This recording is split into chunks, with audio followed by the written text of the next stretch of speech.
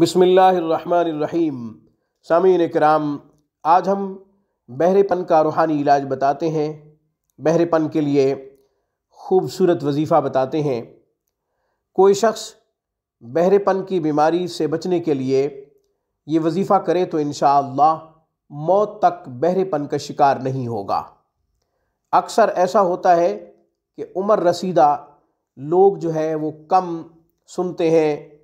उनको पहले तो ये बीमारी नहीं होती, मगर जैसे जैसे उम्र बढ़ती जाती है, 60-65 साल 70 साल तक जाते हैं, तो बहुत ही कम सुनते हैं। ऊंचा बोलना पड़ता है उनके सामने, फिर सुनते हैं, या उनके करीब जाके बोलना पड़ता है, फिर सुनते हैं।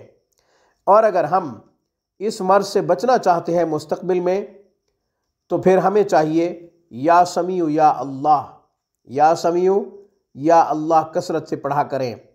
रोज़ाना की बुनियाद पे 300-500 दफ़ा पढ़ा करें।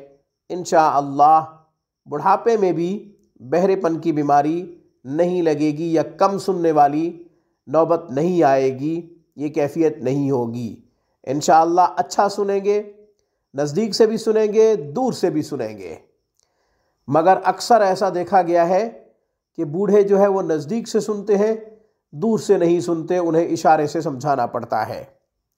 तो सामीन, या समीउ या अल्लाह। और अगर कोई शख्स नौजवान है, कम सुनता है, या ये कि उसका कान बहता है, उसकी वजह से कम सुनने लग गया है, तो भी या समीउ या अल्लाह पढ़े। पानी पे दम करे, पानी पी ले और कसरत से इसको पढ़ता भी रहे।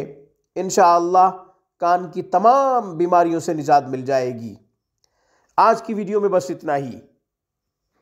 रोहानी परवाज़ को सब्सक्राइब कीजिए। हमारी तमाम वीडियोस की अपडेट हासिल करने के लिए घंटी के बटन को दबा दीजिए। अस्सलामु अलैकुम वरहमतुल्लाहि वबरकातुहू।